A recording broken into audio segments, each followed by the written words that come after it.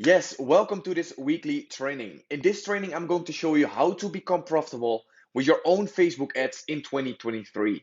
And this is based on strategies and methods that I'm using currently, as well as my students are using, which are generating us over $10,000 every single month. So let's not waste any more time and let's show you all the details. So I'm going to show you and basically break down the most profitable scaling strategies for our own ads that we have used currently, let's say the last 1 to 2 months, as well as which we are using in 2023, right? So I'm going to show you everything, all the details, all the insights, and nothing will be left behind. And the ideal campaign structure is going to be as follows. Campaign 1, audience testing. We test all audiences in here, including the lookalike audiences, right? Because many people forget about the lookalike audiences, but they are so powerful as they are already, and this is basically an audience that you're going to generate, which looks like the audience, for example, that already have bought or have already visited, for example, your website. Then campaign 2, and that's going to be the creative testing. We test new ad creatives here with our best audiences, right? So with this audience testing, when we've done that, then we're going to create a new campaign, and that's going to be creative testing. We first test audiences, and from that point, we can test new ad creatives with our best audiences to see which ad creative is actually working the best, right? And then campaign number 3 is going to be scaling ABO campaigns, right? As many scaling CBO campaigns if CBO works for your ad account, because you have to remember there's no right or wrong. Many people say, okay, you have to do EBO or you have to do CBO, so ad chat budget optimization or campaign budget optimization. But you always have to recognize as well that there is no right or wrong, because something that could work for me might not even be working for you, or the other way around. So that's always why you want to test it out. But I would recommend you, from my own experience, to start with ABOs, as that's proven to work for us and as well for a lot of students. And campaign number 4 is retargeting. So whenever you have created campaign 1, 2, and 3, when you have done that, then you can create campaign 4, and that's going to be the retargeting based on the data that Facebook gave you. So you can basically test more, basically tap more into the details of specific people you want to retarget, which, for example, did not make the purchase, or a specific other let's say event that they did not do. For example, when they added to cart but did not make the purchase, when they were landed on your website but then did not add the product to cart. All those kind of things you can generate different audience for in order to retarget and to generate a lot of heavy cash. So these are the campaigns that we are currently doing. And the one thing that I want you to remember as well is that you can start with campaign 2 as well. So with first creative and then audience testing, depending on your preference. So the two methods to scale your ads. And this is going to be horizontal scaling, which is going to be testing more audiences like interest or whatever, single interest and lookalike audiences, or vertical scaling. And vertical scaling is increasing the budget, basically in existing campaigns or ad sets, or by duplicating, for example, the ad set, right? So whenever you start with an ABO and you have interest and different ad sets under your ABO campaign, then you can or increase the budget, right? Or you're going to duplicate it, and from that point, top up the budget with directly in higher starting point. So first of all, how horizontal scaling, right? How to do it and how we are doing it. So we do this by adding multiple ad sets with different targeting. The more audience you have, the easier scaling is, right? Because then you have enough data in order to scale the right, basically proven audience that you have tested. Test basically new audiences every 48 hours, not every 24, because you want Facebook to give enough space to optimize. And from that point, you can scale every 48 hours and launch 3 to 5 or maybe even 8 to 10 new audiences every day.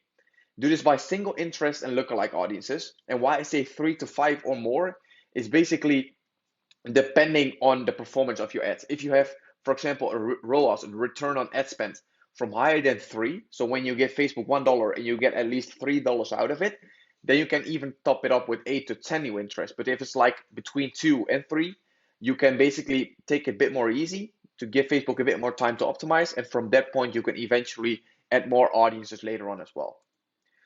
So vertical scaling, how to do this, right?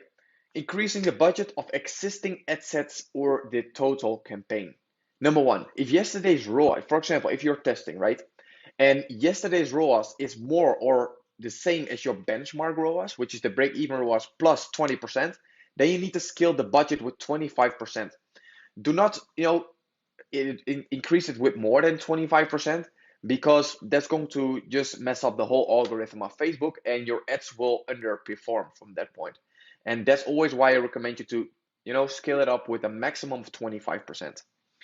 And number two, if yesterday's ROAS is the same as your break-even ROAS, then you need to scale up the budget with 10% because then you're actually buying more data. You're basically profitable or let's say break even, but eventually, it could be that it's a bit tricky to stack it up too much, and that's why I recommend you to scale it up to 10 with 10% maximum to buy more data, and from that point you can eventually scale it on later.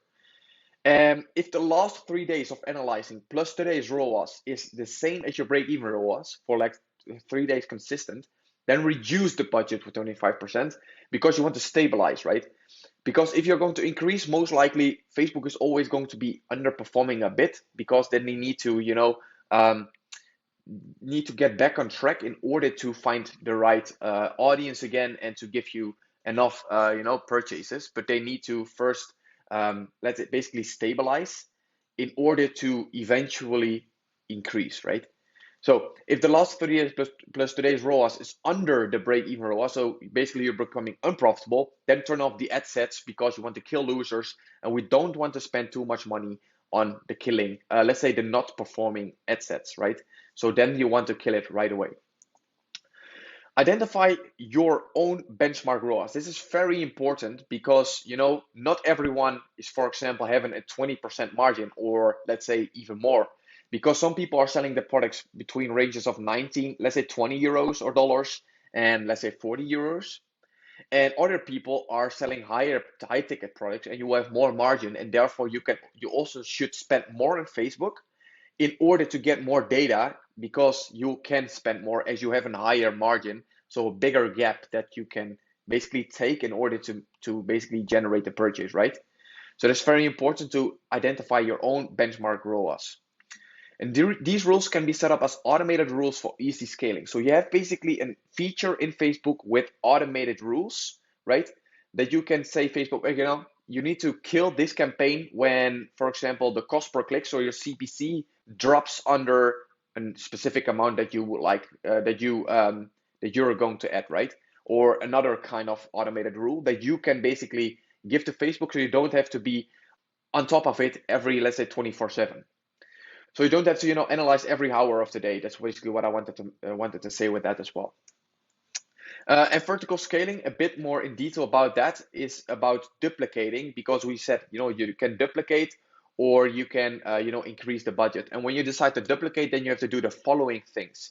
If yesterday's ROAS or your bench is more or let's say the same as your benchmark ROAS, so break even ROAS plus 20%, then duplicate the ad sets 3 to 4 times at a higher budget. If yesterday's ROAS was, let's say, the same, right, as your break-even ROAS, then no action needs. You just need to optimize it. Okay, so you don't have to do anything, and basically take a look at it the second day, the day after, to see if it's actually increasing or decreasing, and from that point you can basically dive into this again, and from that point make your decision. So if last 3 days again, or plus today, ROAS is your break-even ROAS, then pause the ad sets, duplicate and refresh, because this could still be profitable, but sometimes you need to just pause it in order to, from that point, get bigger results, because Facebook needs time to optimize. They need to find the right audience. And let's see if, for example, the second day will be better than the day before, right? And if your last 3 days plus today's ROAS is lower than your break-even ROAS, again, you need to kill. We don't want to spend too much time on the unprofitable ads, and we want to just wrap it up very quickly, okay? That's very important. And then, of course, duplicating by changing one variable at a time. If duplicating and changing the budget does not work for you, you could try duplicating and changing one variable in each ad set at the same budget. And duplicate ad sets 3 to 4 times and change one thing per ad set, except the interest, because the interest, that's something, we don't need to, to change, because that's going to be going to cause a too big change. And from that point, we will of course face a whole other kind of data than what we have seen, because we want to change the other variables within the interest. And that's basically for asset one. For example, you can change to men or women only, depending on the product, right? So if you sell a general product what everyone can buy, basically, then you can change it to men or women to see how the performance will go. Or if you have a beauty product, maybe change it only to women. And then for asset two, you're going to narrow down the best country. So you're going to look at the analytics in Facebook to see where the audience came from, which country. And basically, if, for example, if you're targeting multiple countries, you can take a look at the country and basically target on that specific country, which made basically had the best KPI so far, right? Asset number three, we are going to turn on detailed expansion targeting. This is basically the, let's say, the checkbox, right? Under the interest, if you still have it. Some people don't have it anymore. But if you have it, you want to turn that on, because then they are going to source other audiences besides the audience that you're currently using. So you will basically broaden your interest from that point, which allows you to get more data. Asset number four is narrow down age, right? Because sometimes you're selling a product to, let's say, a very broad audience within the interest that you're selling, but most likely only people from 25 to 35 will buy the product. Or if you have a product that's basically for let's say older people, then you can just give Facebook the data to 40 to 65 plus, depending on what kind of product you use. And also be on top of mind, like, okay, what kind of people would actually buy this product? If you have an idea, if you have a clue of that, you're most likely going to be right, and you can test that specific age group. And other options is basically changing the ad placements, right? So for example, on Facebook, on Instagram, in Reels, you can even narrow it down even more, right? With Reels, with feeds, with stories, everything you can basically take a look at and see what performs the best for yourself. You can basically also target on language, right? So in language, for example, English, you have English all, you have English UK, US, whatever. Or you can narrow down interest. So you have basically a suggestion tab under the interest where you can narrow down your interest even more. Or let's say interests within the current interest that you're using when it is a very broad interest. That's also what you could do. So this is how you have to scale your Facebook ads profitably nowadays and in 2023. I can guarantee you, if you do this, then 99% sure, I'm 99% sure that it's not because of your ads why your product is not performing, because it could only also be, for example, your product, right? And that's why I would recommend you to stick with this right now in order to basically have something, let's say a handle, let's say it's proven to work. So from that point, it would be easier for you to find your right winning product, right? And that's very important to do in order to become profitable in 2023. So comment scaling below if you currently just are struggling and if you want my help to become profitable with your own ads in 2023. I would love to help you out. Then just comment scaling below or send me a DM with the word scaling. And from that point, I would like to get in touch with you and, just to have questions back and forth. I will basically give my honest opinion about how we can help you in order to become profitable in 2023. So feel free to send me a DM on Instagram or Facebook if you have any questions about dropshipping or what we have just discussed, right? So from that point, I would love to help you out. I would love to see you succeed as well. And I would love to show you all my insights in detail. So thank you for watching this training, and I would love to see you in next week's training as well. Have a good Christmas, and love to see you soon. Take care. Ciao.